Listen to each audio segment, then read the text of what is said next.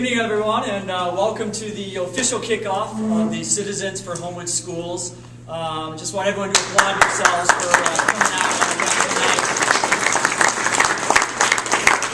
I know there are a million other things that we could all be doing right now, and we're all stretched very thin these days, but tonight is all about the kids. And when we talk about the kids, you have to step up, just like Lisa said. And stepping up is really what we're going to ask the community of Homewood to do once again in March of 2016. Because, as you can see in the room here, we're going to ask everyone in this community to vote yes for Homewood Schools. And voting yes for Homewood Schools means a lot of things. Voting yes means supporting the administration and supporting the great teachers that we have here in Homewood and have had here in Homewood for many, many years. I was talking to Mrs. Baker, and she was just talking about how long she has been in the village of Homewood, and the schools have always been known in the state of Illinois as being great. And we want to maintain that. Not only do we want to maintain that, we want to grow that. And the problems that we are being faced with today are limiting our growth and are limiting us to perform the way that we all expect the District 153 to perform. So we need to vote yes for our administrators and very importantly for our teachers. We want to vote yes for our community. We want to vote yes for our property values. But most importantly, at the end of the day, we want to vote yes for our kids. And the Citizens for Homewood Schools, our role for the next 6 weeks is to do a couple of things. One is we want to get as much information out as we can to folks who live in District 153 so that they can make an educated choice on March 15th. If you're for it, we love you. If you're against it, that's okay. But we want to make sure you have the information to make a sound decision. And I've had the opportunity over the past couple of weeks to sit in on some conversations, and I, as a parent, have had a chance to witness firsthand how much School District 153 cares for our kids. And with that said, I just want to introduce myself. My name is Terry Keigher. I have 3 kids here in the district. I have an 8th grader, I have a 7th grader, and I have a 4th grader.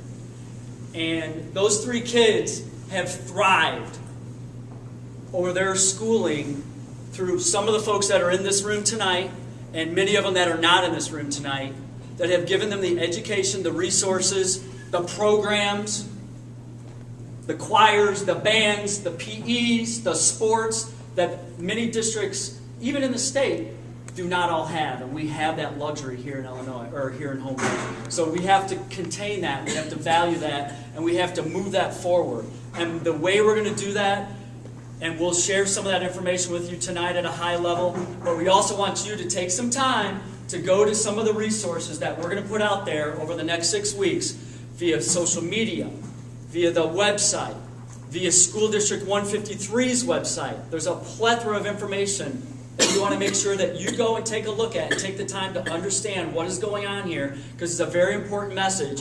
And then after you do that, talk to your friends, talk to your neighbors, talk to whoever you can to encourage folks to come out on March 15th, Tuesday, March 15th, and vote yes for 153. So we have a great night tonight. I want to thank you all for coming out. But just want to share a couple things that we're going to cover off. We're going to give you a very short story of School District 153. We're happy to have Shelly Marks, president of our school board, is going to give you that overview. We're also going to talk a little bit about the District 153 finances. Again, there's a lot of information out there that you can go and dive deep on, but we're going to give you a very high-level view of that tonight. In addition, we want to talk about the plan for the future. What does this referendum mean? What are you voting yes for on March 15th? So we'll give you an overview for that. And lastly, really the most important part about tonight is A, having you great folks in the room, and B, asking you to help out with this process.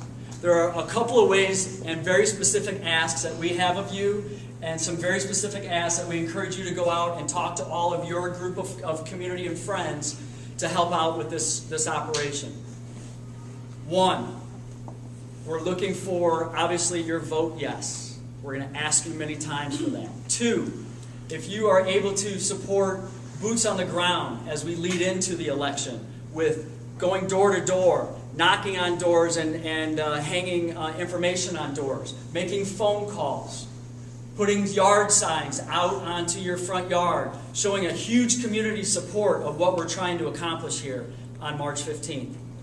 Monetarily, I've had the great fortune of working with a small collection of folks who have come together over the past month to really kick off this Citizens for Homewood Schools operation. And it takes money to do some of the things that we want to do. And I promise you, and the Citizens for Homewood Schools promise you, any donation that you're even thinking about making or you do make are going to go straight to the information. It's going to go straight to creating more yard signs. It's going to go straight to creating the door hangers that we'll pass out leading up to the election. It takes some resources to get this word out, this very important word out. So we're going to ask you to support that as well, and also ask your friends to support that. So I'm going to stop there, turn it over to Shelly, who's going to walk us through kind of the story of 153, and hopefully some of your questions will be answered. If not, we will be happy to answer. Shelly.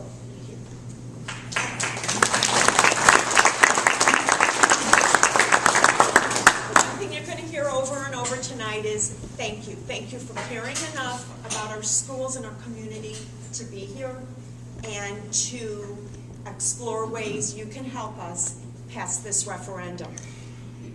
I feel a little bit like I'm preaching to the choir because you took the time to come tonight, but I want to very briefly remind you about some of the really important things about our school district. Our school district is based on a professional learning community model. Our teachers collaborate with each other to find the best ways to reach each student. We're very fortunate that we have all kinds of interventions in place. We know that not every student learns at the same pace and in the same way.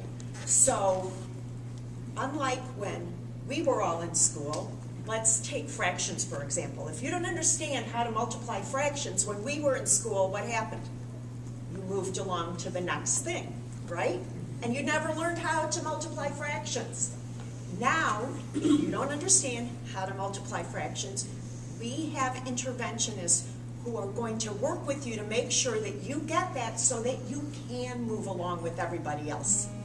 But we make sure that every child understands the material that we want them to understand each year.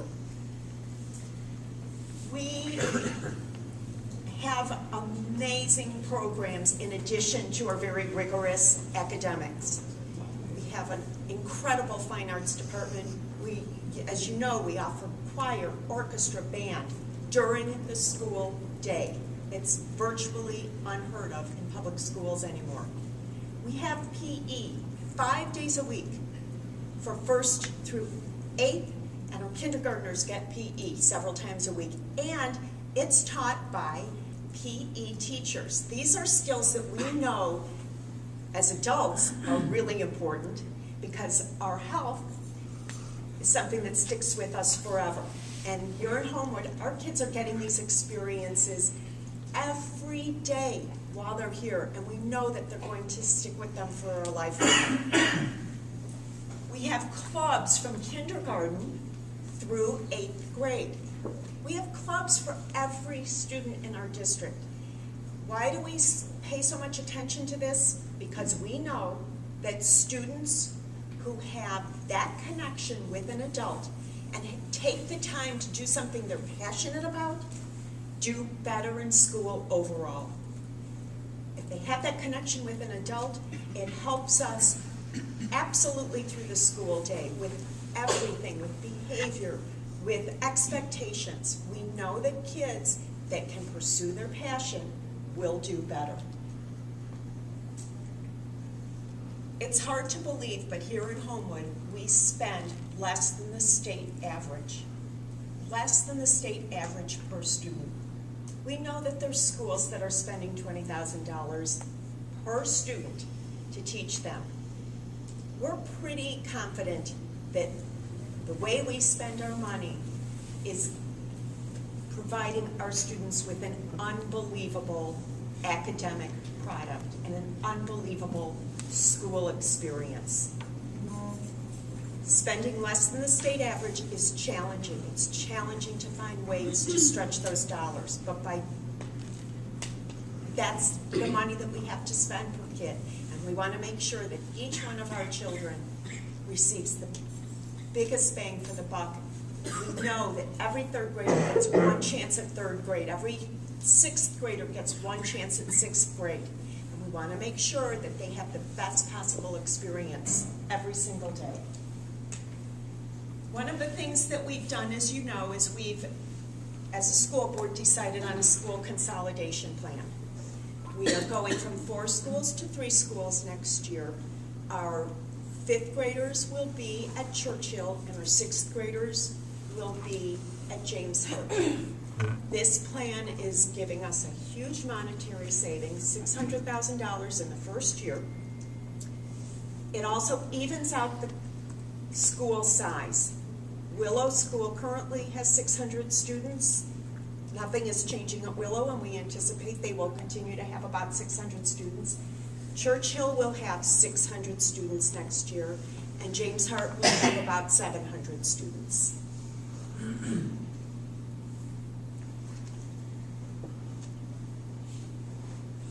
As a school district, we work very hard on our interests. These are interests that as a community, staff, and school board we have agreed on.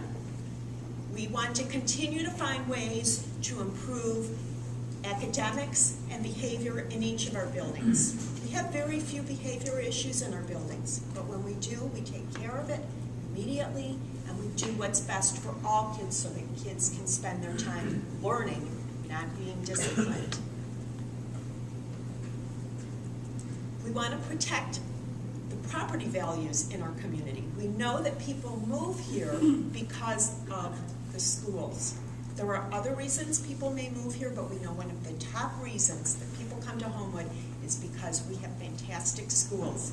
And even people who don't have children in school know that good schools means a stable community, and a stable community means stable and rising property values. It's very important to us that we maintain relationships and trust between all of the stakeholders, our staff, our school board, parents, and the community. We try to be as transparent as we can possibly be, and a place where people truly feel welcome and trust that their children are having the best possible experience and are well taken care of. We want to continue our community connections, our PTA, our PMA, our foundation, the way that we communicate with parents. We maintain adequate reserves, which is 25% of our yearly expenditures. This is something that we think is important. It's also required by the state, so that if there's an emergency or when the state doesn't pay its bills in a timely manner, we can pay them without borrowing money. We, unlike the state, don't have a choice. Our electric bills have to be paid on time. Kicker has to be paid on time, and most importantly, our staff has to be paid on time. They shouldn't be worrying that we're going to run out of money to pay them. It's very important to us to attract and retain high-quality staff, and we do what we can to have an atmosphere in each building that allows our staff to feel valued and needed, and to give them the autonomy to do what they need to do with their students.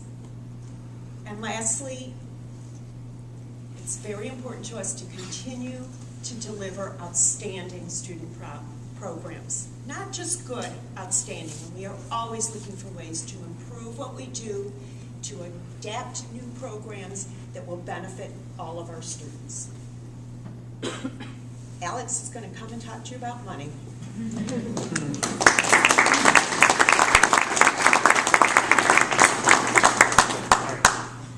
I need a beeper. All right, My name is Alex Bosch. I'm one of the board members for the School District 153 School Board, and one of the committees I'm on is the Finance and Property Committee. So obviously this is something that has something that we've been spending quite a bit of time on the past 2, 3, 4 months in earnest. But I think this is something that we as a board take a look at all the time, every month, annually, just to see how we're doing financially. Because we want to make sure that we're keeping our eye on the finances and making sure that we keep the district viable, both financially or fiscally viable. So with that, I didn't just go. Am I doing this wrong?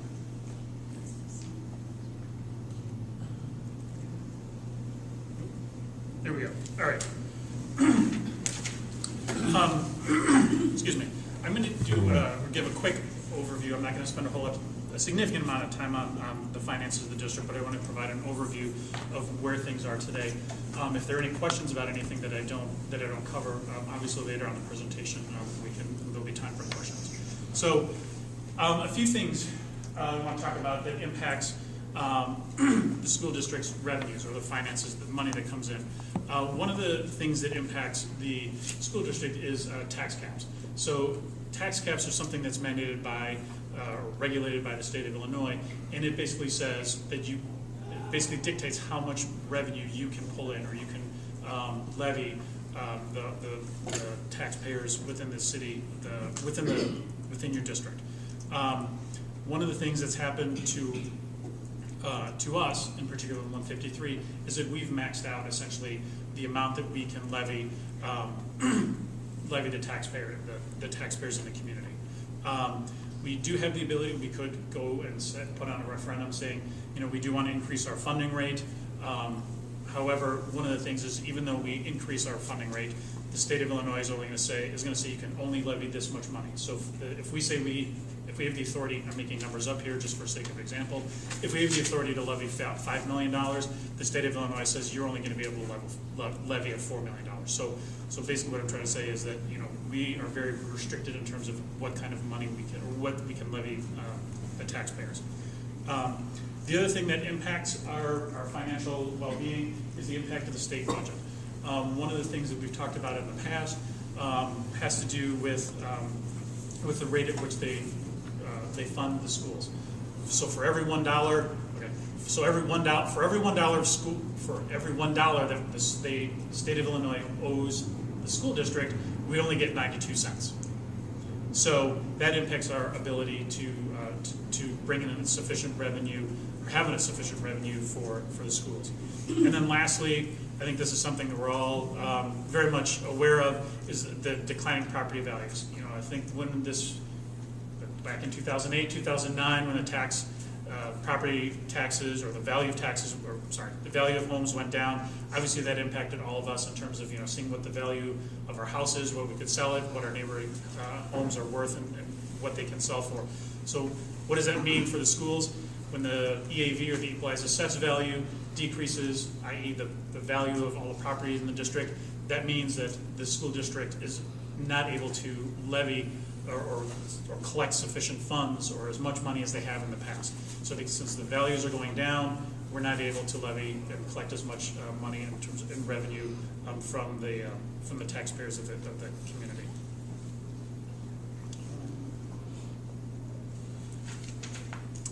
A few other things that impacts the financial outlook for the district. I think one of the things that we've talked about quite often in the past are mandates, unfunded mandates, in particular from the state of Illinois.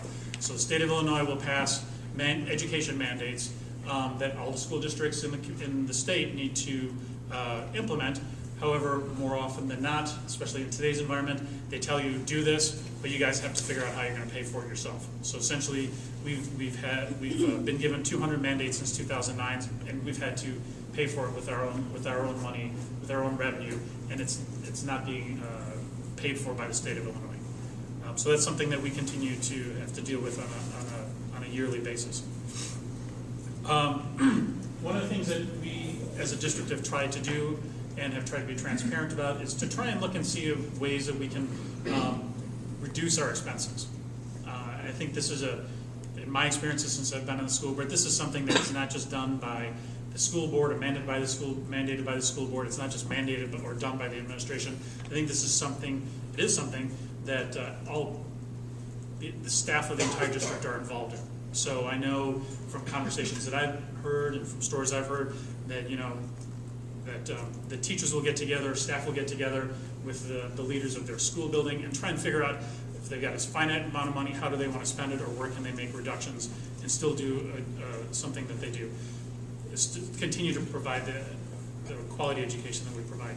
One thing that we've talked about this year as part of the school consolidation is that we're looking to try, or we're expecting to cut our budget, our expenses by about $600,000 this coming academic year.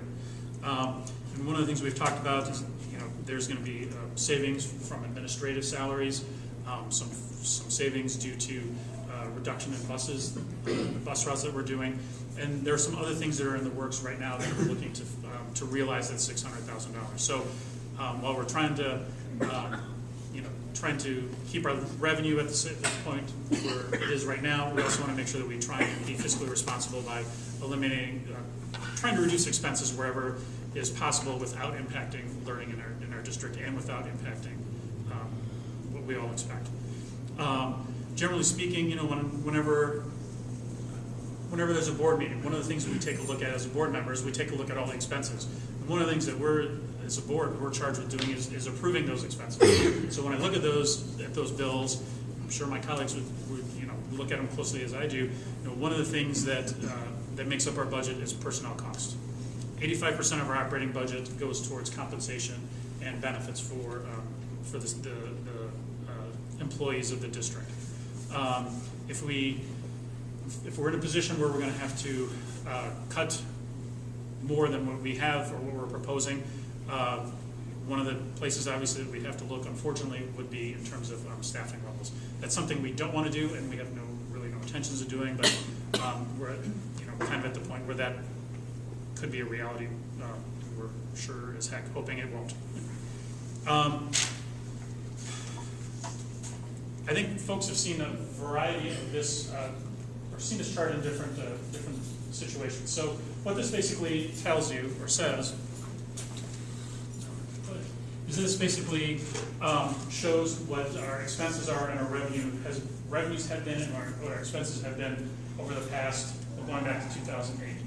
So the yellow bar is what our revenue is, and the red bars are what our expenses are. And have, what they have been, and then projecting them out into the future. So what you'll see up above, let me take one step back. So the line that's going across is our minimum reserve amount. We always want to try and have a minimum of $5 million on hand, as Shelly said, to make sure that we cover our expenses. And then so what we have up above in the blue line, that's actually the revenue that was generated from our working cash bond from the last referendum in 2011. So you can see we issued debt and through a working cash bond, and that added to our reserves.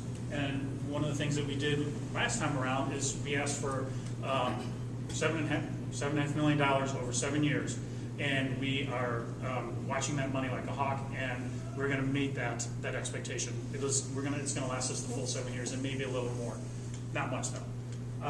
So now we're at the point where those reserves are starting to go away, and we need to make a decision about making sure that we have sufficient revenue going forward. And so that's what we are here to talk about, which is a referendum to issue another working cash bond going forward. So you'll see that the blue line that continues to dive down below, that's where we would be if we don't pass the referendum, if the referendum doesn't pass. If we do pass the new referendum that we're talking about, it's that purple line that kind of jumps, that goes up and down, has peaks and valleys. So that's what we're trying to do with this referendum is to increase our financial position and make it last a little bit, make us financially viable going into 2020 and hopefully beyond. So what is the referendum going to do, or what is it about? As we talked about, its intent, the desired intent is to provide adequate reserves to maintain, to continue to maintain the quality of the education that we all expect and desire. What is the referendum? In particular, it is a referendum asking the taxpayers to allow the district to issue $9 million in another working cash bond beyond the one that's about ready to expire. What does that mean to the taxpayer? What that means is this new referendum or working cash bond that we're asking for would be the equivalent of $100 per year for a house that's valued at $150,000. So what that means for the first 2 years, beginning with tax year 2016, which is this year, these would be taxes that would be paid next year, is we would be asking someone who has a $150,000 house to pay $100 more than what they're currently paying for 2 years. So they'd be paying another $100 in years 2017 and 2018. And then in 2019, that $100 would drop back down to what the current level is today. Okay. This was, and as I said, this would start on the tax bills that we receive in the fall of 2017, but for tax year 2016, which is what we're in right now.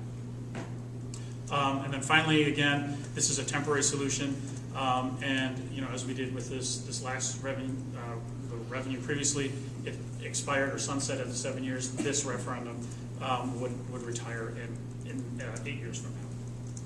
Okay.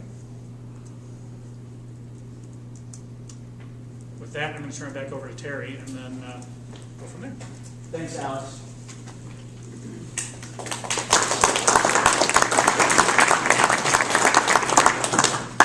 So just in summary of what Shelly and Alex shared, we really want to protect who we are. We want to protect our community. We want to protect our schools. We want to protect our kids. And as Lisa mentioned in the video to start off the conversation tonight, we have to step up. This is an opportunity. We're all very aware that we have national elections going on, some state elections going on, and oftentimes it feels like we don't have an influence with all that other than showing up that day and voting for who we want for president or who we want for governor. This is one of those local decisions that we have the ability to have impact on. This is one of those local decisions that we, everyone in this room and everybody out in Homewood, has the ability to affect directly our community. So what we want to do is make sure that we allow everyone to get that information, get out there and support, and ultimately get out there and vote and affect our everyday lives here in the great community that we know and love. With that said, we're now just going to open it up to some questions to the crowd for, if Shelly and Alex want to step back up. If you have any questions related to their information or generally speaking, we'll go ahead and fire away. And don't be shy. Yeah. Is this referendum more of an increase than the other one was back in 2000? No, it should be about the same as it was. It's supposed to be the same as it was last time. So last time it was, if I remember correctly, it was $100 for $150,000. So it's pretty much in line with what we did last time around. So is the reason that it will be increased for the first 2 years because there are two, the previous one and this one? Oh, exactly. Okay. So we've got the old referendum and then the new one overlap for 2 years. Okay. Good question. Anyone else? Yeah. The election of March 15, that will coincide with the presidential primaries, senatorial primaries. So the turnout will be bigger than, say, the election of spring of 2015. Yeah, absolutely. And it's a very good point. And with that said, anticipating many more voters showing up to the polling place on March 15, which is even more important and more of a reason to continue to get this word out. Because 153 was fortunate enough back in 2011 to garner over 80% of the voters saying yes to the referendum. We're anticipating success again, but with more voters showing up that day, it's a wild card. So that's why meetings like this tonight and information that you go out and share out in the community moving forward is that much more important in 2016. Is it a 50%? That's what we need to get, 50% yes? Or is it what is the... In order to carry the referendum, 51% of the vote. 50 plus 1. 50% Plus plus one. 50% Plus one. Okay, so 50% Yep. plus one. You got it. Yep, What are some examples of the mandates that have been acting since 2009? good question, Shelley. I'll give you two specific examples. One is that we have to have those automatic defibrillators in each building, which I think is fantastic. They're very expensive. I think it's a really good thing that we have them, but they're really expensive. We had to pay for those. Another mandate is the park testing. We spent abundant resources on ensuring that the technology was in place so that our students would be able to take the park test at computers that wouldn't crash when they were in the middle of the test.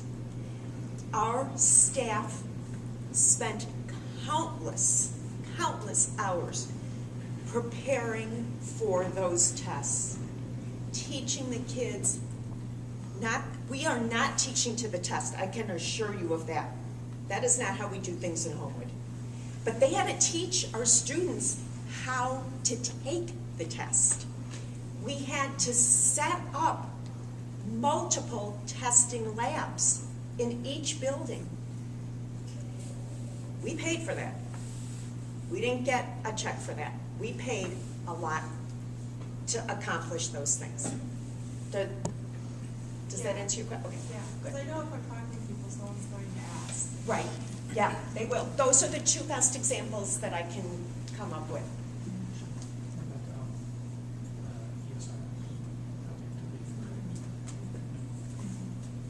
So what happens when the mandates aren't something we think benefits our kids? What if we don't comply? The state doesn't pay us what they're supposed to pay us. Why do we that?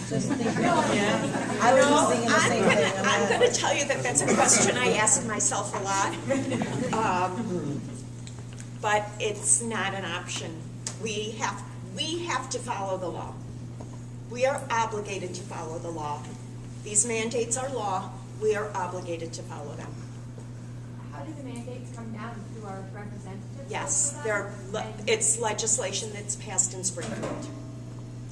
They're laws that are passed in Springfield. Given the budget freeze, or whatever you want to call it. in The lack of a budget? Or lack of a budget, how do we stand in terms of this year's income? Has the stream been partial, or? The education budget was passed by the state, or was allowed to be implemented. It's the only piece of the budget that was passed. But we are still only getting a portion of what we're supposed to get. We don't get 100% of our GSA, our state aid. We're still only getting a portion of that. Yeah. So just because, to go with that I think that's something people will ask when we're canvassing or on the phone. So this is good till 2020, and then we dip below that 25%. So then, are we hoping the state's going to do better, or are we going to ask for more money from us again, or what's the plan? Well, we can hope that the state's going to do better, but I think that having been on the board for 24 years and very naively believing 24 years ago that things were going to get better really soon, I have now come to the conclusion that if we want schools in Homewood to be good, we're going to have to figure out a way to do it. We can't rely on anybody else to give us the resources that we need to have good schools. It's going to be our responsibility to provide for our children and to provide for our community. And if there's a miracle, bravo, but I sure am not going to count on it. Okay, so when I'm talking to someone who's saying, no, I'm not voting, I already pay enough taxes, Cook County, blah, what everybody says about all of it. And then they say, so in 2020, then my taxes are gonna go up by another $100 a year, and then another, like, Or is that, I mean, do you know what I'm saying? Like, I how do I understand. combat this? Okay, let me answer your question in a couple ways. First Okay. of all, for those people who are volunteering to canvass, we're going to have canvassing training. Okay, So I think that those questions will be answered. okay. But I don't want to ignore the question tonight either. So the answer is, when we get to 2020 or several years before, when we have to figure out what to do next, we'll figure it out. But right now, what we're trying to do is maintain your tax bills where they are, but for that 2-year bump. And we know that it's not an easy thing to do. It's not easy for us to ask either, but it's right for the kids. Okay, no, that's just, 'cause when people are asking, I Yeah, want to be able to yeah. say. That's what I was gonna ask, if there's more of a long-term solution It's a really good question. The state does not, again, with the legislature and the laws that they pass, they do not allow us to pass a long-term solution.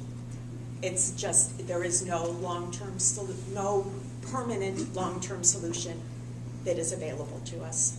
So you have to do short-term fixes? Exactly, and so we everything. have to do this. Now, there is an advantage to it. Our community has gotten really well informed about our school finances because we're talking about it openly much more often than we used to. When we had 20 years between referendums, people didn't understand this as well. I think that people are much more knowledgeable about it, and I think that's a good thing because the schools don't belong to the school board. Actually, the schools don't even belong to the parents. The schools belong to the taxpayers. And I think it's really good to have a well-informed base of taxpayers.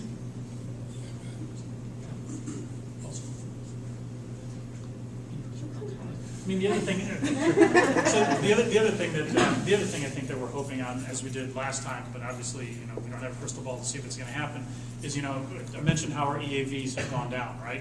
I think the last referendum, one of the things that the school board and I think taxpayers were hoping for is that our property values would go up. I know I certainly want my property tax values to go up, but you know, if that does happen, and let's all, I mean, I'm sure we're all hoping and praying that that happens, you know, if the property tax values go up, then, you know, the revenues will also go up with it because the equalized assessed value will also increase too. So I think there's a little bit of hope that that'll happen as well. Yeah. Is there anything to be done to generate more revenue from schools? Like, for example, if this building is going to be empty, is there any company that can rent it to generate money for the school? You know, that type of alternative that can provide income in addition to raising taxes. Our revenue streams that we're permitted to access are quite limited. Renting space is something that we have discussed. We have rented space to the Speed Co-op, which is one of our special ed co-ops, and to summer camps. It's something that we have to look at very carefully because number one priority, and why I would think that we would be unlikely to rent to a business, is we have students in this building. And so we have an obligation to our children's security. And that will always, always be number one. But it is something that we will look at as we figure out how to utilize that space. I think that would be positive to show there are other alternatives, at least looking for other alternatives, not just increasing Yeah, taxes. yeah, I I definitely. think that will gain Uh-huh. for the people to vote and trust. Right. It is something that we have, like I said, it's something we've discussed, and places like some of the co-ops that we're affiliated with may want to look at some of that space. Mike, you had a question? What is the state actually supposed to give us? By law, what are they supposed to give us? 3 million, 4 million a year? And what's the hard number? By Constitution, the state is supposed to pay the majority of the cost of educating a student. So that would be 50% plus a penny. In Okay. reality, they give us 25%. 25% of what we spend. Now, are they doing that to all the school districts in the state? I would assume. And if so, why are we standing by? I mean, the state can be sued, you can sue them, and it'll take you 25 years to get your money. But why are we standing by and allowing this? And I know it's not your call, it's the citizens need to do an uprising, but Those are both that's very a lot good of money to go. questions. If you go back. Different school, let me start with your first one. Different school districts are impacted differently. Districts that are in wealthier communities are not impacted as much by Springfield because they get a smaller percentage of their revenue from Springfield because the communities are richer in property wealth, so they get more property tax. School district finance is very confusing. So I'm trying to keep it as understandable as possible. But districts, particularly in South Cook County, because of tax caps, districts in other counties in the state are not affected by tax caps. But school districts in South Cook County are affected more when Springfield is not cooperating. Why doesn't anybody sue the great state of Illinois? I don't think I can answer that.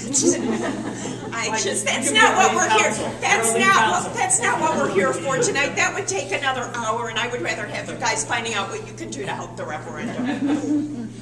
I have a question. Yes. I'm kind of new to all of this, and that's why I came to. We're first-time home buyers, and we have 3 kids and everything. But we have a lot of good neighbors that either their kids are grown, or everybody's different, but they still care.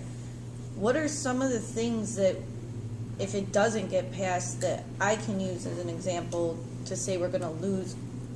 Is it anything more than staff? Like, is it program? Like, I'm just trying to. It's the things that make Homewood schools.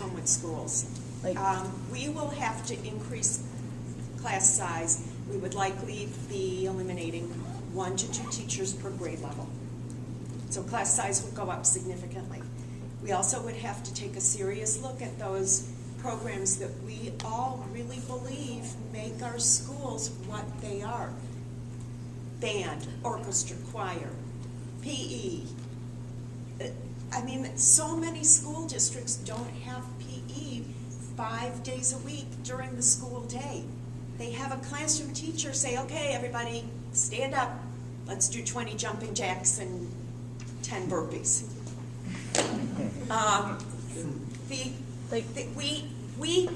We are not going to do that here because we're going to pass this referendum. No, I understand. I'm just wondering, like, what's not that it should affect anybody's decision, but there's a lot of older people too that are like, well, my kids were fine with this or whatever, and I just wanted to know if there was any one thing in danger specifically. I know staff is huge, stuff like that. I respect and appreciate it, but I just want to know if it was like the art program or, people are very. Yes, the answer is all of those things that people think of as extras, we would have to look at and begin eliminating. Extracurriculars, art, music, all of those things, we would have to begin to take a red line to. Okay. Don't underestimate the people in the school district who don't have children in school anymore.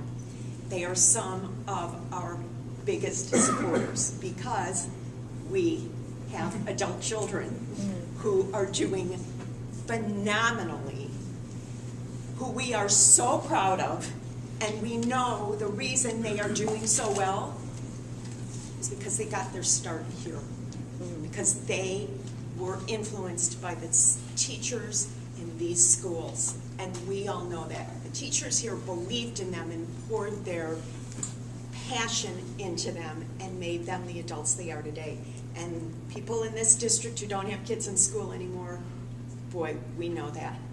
We also know that our property values are tied to the quality of our schools in a big way. Okay, I'm gonna hang around. One more question. Is Millennium School paid off already, like the debt that we, or did we go into debt to go there? Is that all? That's not really how it works, and remember that I think we were pretty wise to build Millennium as a school attached to Hart. This campus is going to be used.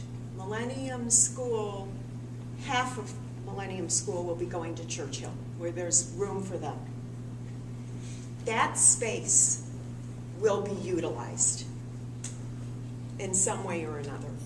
So we're not paying still for it to build it? We have debt that pays for all kinds of building projects. And so that debt still exists and is being paid off, but it's not,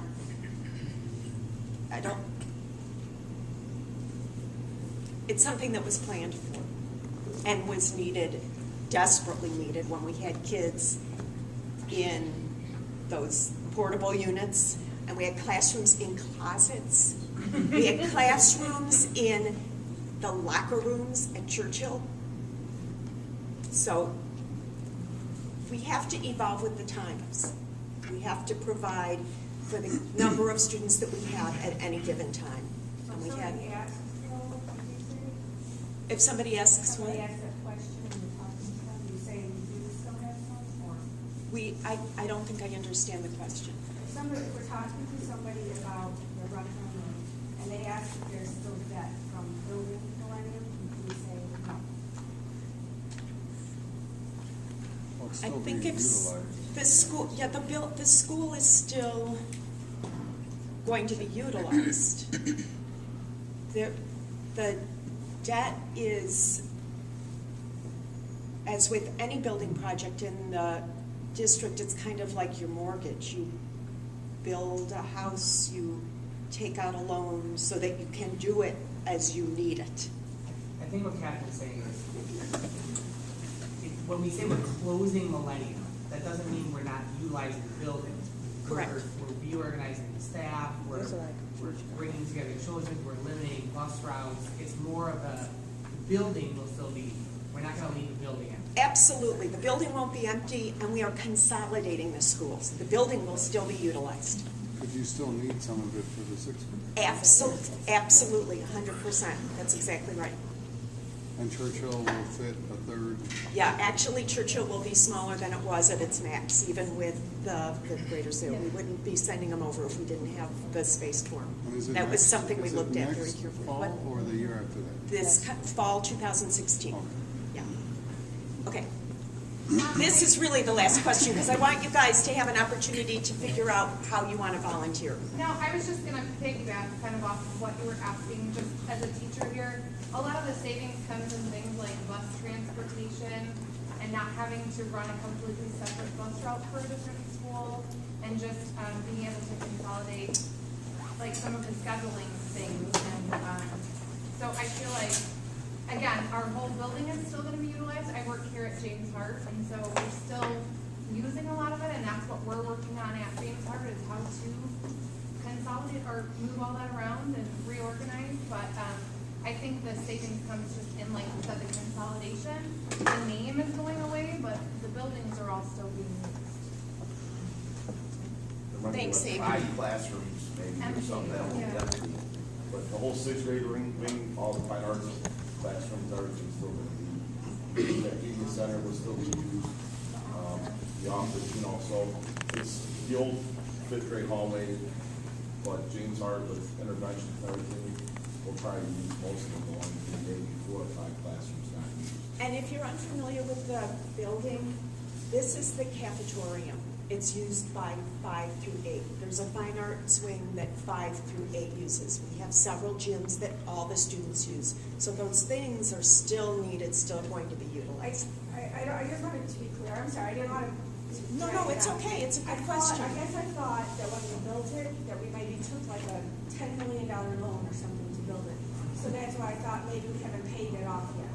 No. I didn't know if there was money that we had to, that people had, like, more taxpayers paid to build it, that we haven't yet paid off. That's what I was. Okay, thanks. All right, so now to the most important part of the night. I know we've all been in this room for about an hour, and we thank you for that. But really the objective tonight was to find folks like yourselves that are willing to go out and talk this message up outside of these walls. So what we're going to do, a couple things. We've got a few opportunities on how you can help. The first one is donate. This is easy. We will be going live with our website at Vote Yes 153 by the end of the week. On that website, we'll have the ability for folks to make donations online. As I mentioned at the beginning of the conversation, this is an important part of this organization's success. So anything you can do to help there is greatly appreciated. Secondly, communicate. Go out and communicate, drive traffic to the information, share some of the information that you heard about tonight, and just start talking it up and having that conversation. Like Lisa said in the video at the beginning of the program, we have to step up. And this is a way we can do that. Introduce. We're going to reach out to folks and say, hey, would you be willing to host what we call a coffee? Invite your neighbors over for coffee, either in the morning or a drink in the afternoon. In the evening.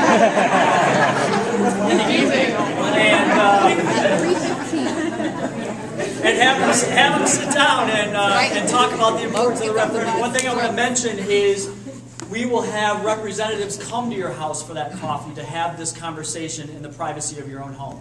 So we will have members of the school board, we'll have members of the Citizens Homewood Schools come sit down with you to help you provide and deliver that message to your neighborhood. Declare. On the website, we'll also have the ability for you to request a yard sign. Put that thing out and show it with pride. Help us go door to door, which is really what we need, is boots on the ground about 4 to 5 weeks out of the election, and help us spend a Saturday morning, Sunday morning, and hang door information on doors and make phone calls.